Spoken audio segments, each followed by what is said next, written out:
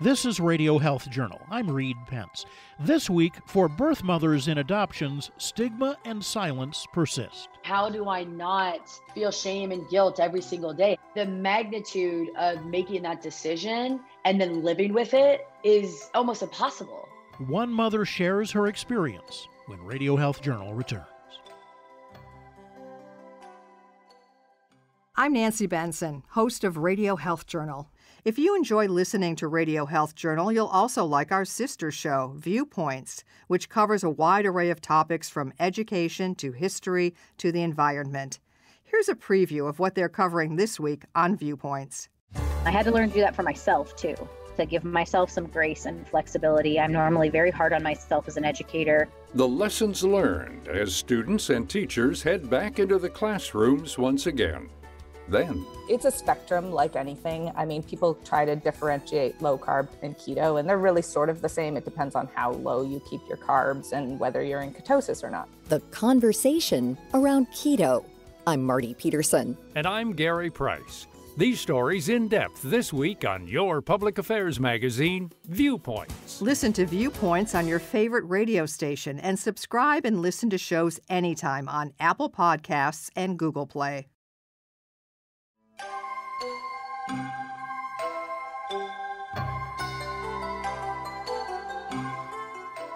Women who place their children up for adoption have been shamed and silenced for centuries. Young pregnant women used to be shipped off to maternity homes, hidden away and told to move on with their lives without their child once they gave birth. Today, many birth mothers still have to overcome stigma when they place a child up for adoption. Many don't have access to the mental health resources they need. That's how it was for Hope Baker.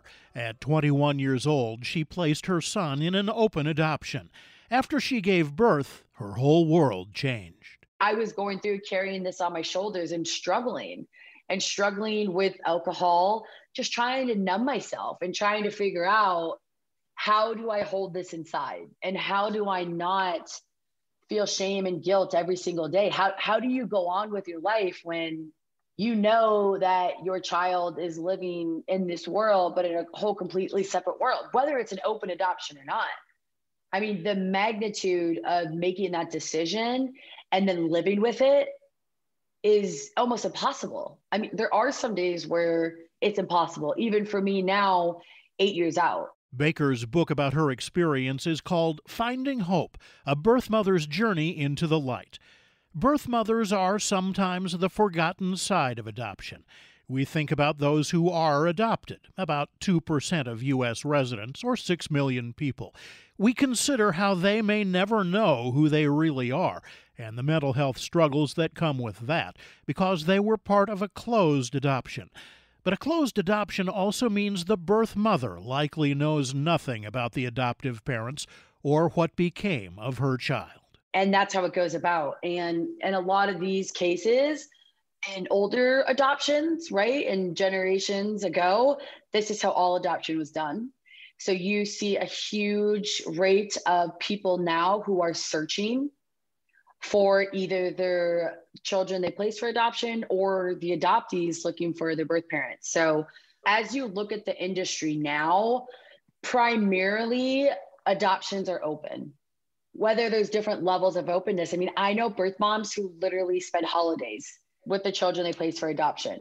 But for some birth moms, that's not the relationship they either want or felt like they could handle. And same with adoptive parents. Some adoptive parents only want a degree of openness. So it comes from both sides. Only 9 states allow adoptees over age 18 or 21 unrestricted access to their sealed birth records. In 19 states and D.C., records cannot be accessed without a court order. For adoptees who grew up not knowing anything about their birth parents, access to that birth certificate can be life-changing. For adoptees, it is like something that will ground them, right? And they finally feel like they know where they came from.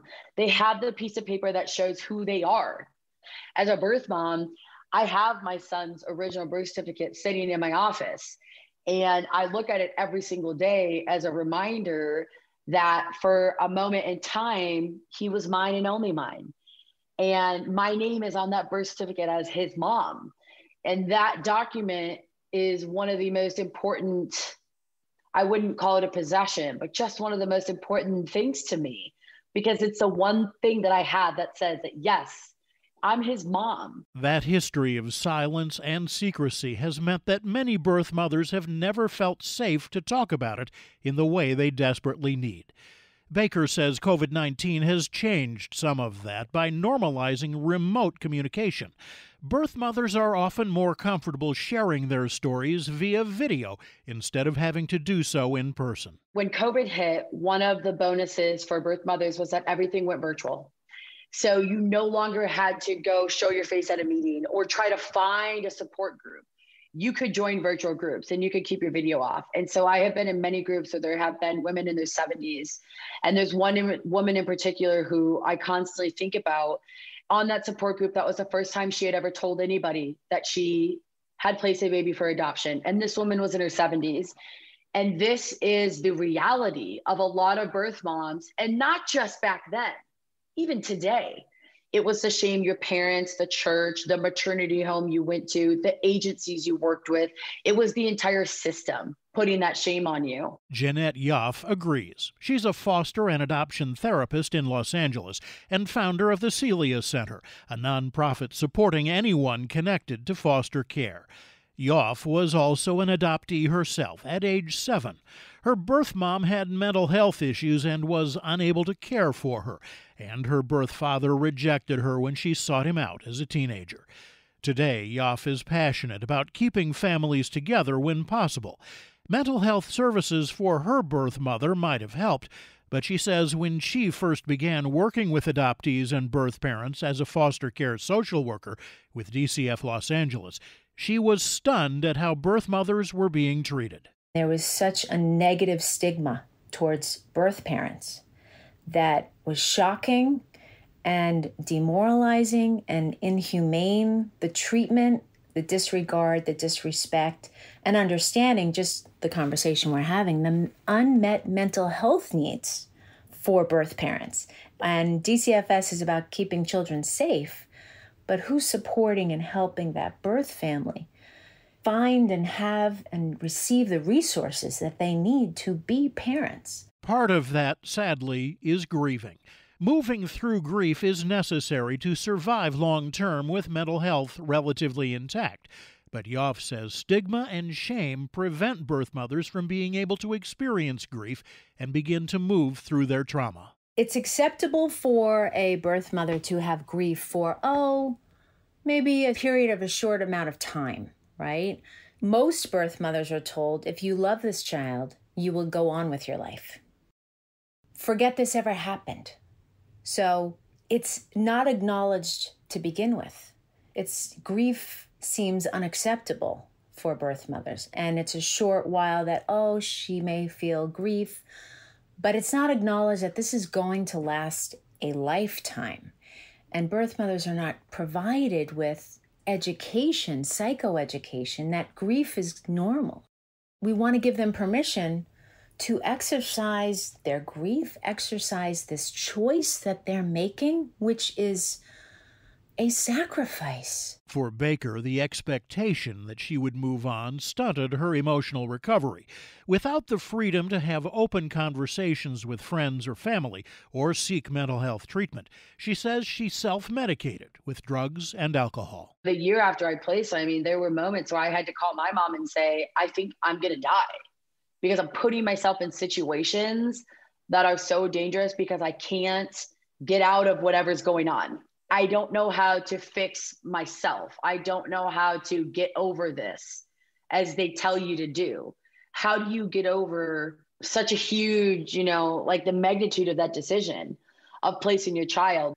And there was this moment where I was on a 3-day bender and I started shaking in the fetal position on the floor. And the first thing that popped into my mind was, how long am I going to be here before somebody finds me? So what could have gone differently to help when Baker placed her child? She says a lot, starting with simple paperwork. The relinquishment of rights. When I think of that specific piece, in no way, shape, or form should it ever be legal to sign paperwork before your baby is born. Ever. That should be changed. Like, and this is just, I'm going to drop this in a bucket. I actually signed my papers in the hospital within 24 hours after giving birth. I think that should be illegal. I'm not angry that that happened in my scenario, but in no way, shape, or form was I in the right emotional or state to do that. Baker also points out that mandatory mental health treatment didn't exist following the birth, something she thinks simply must be funded. There aren't laws in place in every state that say you have to have post-placement care. So when you think about how much it costs to adopt a child, anywhere from $30,000 to $50,000 to $60,000, where in that cost is there funds being allocated to post-placement care to ensure that that woman who just gave birth and placed their child in another person's arms, regardless of why she did that, what decisions were made, what does that post-placement care look like? Yoff also says there are biological factors to adoption that rarely get considered. What we tend to do in adoption is not let the mother hold the baby. She's now left with this grief. She's not releasing the oxytocin. She gets stuck in this trauma. No one's helping her release this oxytocin. And now the baby is going into the arms of someone that doesn't smell like her, doesn't sound like her, has a different rhythm than her. And that emotionally dysregulates the baby because the baby is expecting, and this is psychological. Some of those biological factors may be impossible to completely bridge, but both Baker and Yoff agree that open lines of communication have a positive impact for both the birth parents and adoptive parents. I've coined a new term, which is open adoption facilitator. We need a third party who comes in to mediate like you would a divorce, right? What is the open adoption agreement? What does it look like? What are the expectations? And it's not legally binding, but it's an expectation of consideration that, yes, the birth mother would like to have contact, and there's different levels of contact. And it really comes down to both parties compromising and listening to each other's wants and deciding what's best for them together in focusing on what's in the best interest of the child. Eventually, Baker was able to get the mental health help she needed. She says for all birth mothers, time and self-exploration are an important part of navigating life post-placement. Maybe it's squeezing a stress ball. Maybe it's calling a friend. Maybe it's reading through an affirmation card. Being able to acknowledge those. I mean, I think I went on this entire path of, first off, surrounding myself with the right people, finding a therapist who was adoption competent, right? And knew the journey, whether it was, birth moms and just the trauma of that, knew what that experience was on training. And then on the spiritual side of just finding ways to build myself up in my environment. The adoption of Baker's son was open. She recently got back from a trip to see him, her first time since the pandemic began. We went to the beach, we went strawberry picking. And, I think when kids hit certain ages, like last time I was there, he was so just like a normal 5-6-year-old, right? And now he's just maturing. And it's so interesting to just see him like a little man, right? He's not a toddler anymore. He's just like a mature, interesting, funny little dude. And he calls me Hopi. And it was just, it's incredible. Even if you had told me that this level of openness and communication would have been here 5 years ago, I probably wouldn't have thought that that was possible. Baker wants other birth moms to know that all adoptions might not look like hers right away or ever, and that's okay. Sometimes you have to go through those, whether it's 5, 10, 15, or till they're 18 to get that relationship. And I can tell you the level that I felt just from my last visit to this week, I think it took 8 years to get there. And we're there. We've always had an open relationship, but it feels different now. Both Baker and Yoff agree that if the discussion around adoption is ever going to change, the first step is just to start the conversation. Let's stop disenfranchising this and pushing it away and ignoring it, because what we resist persists. And this is getting bigger and bigger. You can find out more about all of our guests on our website, radiohealthjournal.org. Our writer-producer for this segment is Libby Foster. I'm Reed Pence. The number of people with dementia worldwide will nearly triple by the year 2050 to more than 150 million. The new data presented at the Alzheimer's Association International Conference 2021 shows fastest dementia growth in Africa and the Middle East. Dr. Maria Carrillo is Chief Science Officer at the Alzheimer's Association. Positive trends in education levels are helping to dampen the increase in dementia, but total numbers are still going up because of the aging of the population, as well as the influence of more obesity, diabetes, and sedentary lifestyles that are all risk factors for dementia. Another study reported at the conference finds wide differences in the Alzheimer's mortality burden in the United States. In the rural South, the Alzheimer's death rate is 3 times higher than the Mid-Atlantic region. Researchers say this could be the result of health disparities, including differing access to primary care and other health services. Find out more at alz.org. And that's Radio Health Journal for this week. Radio Health Journal is a production of MediaTrax Communications. Follow us on Twitter, Facebook, and Instagram to learn more. And check Apple Podcasts, Google Play, and Spotify for a library of past programs. Plus, you'll always find previous segments and information about our guests at radiohealthjournal.org. Join us again next week for another edition of Radio Health Journal. Coming up next week on Radio Health Journal. Our hand, pushing that plunger and ending that life, it can cause a great deal of distress. Compassion fatigue, and the many other stresses that raise the risk of suicide among veterinarians. Then how some parents are accidentally dislocating their children's elbows. You can never rapidly pull on a child's wrist, even if they're doing the most fun move in the world when you're swinging them around by the wrist. All that and more on Radio Health Journal.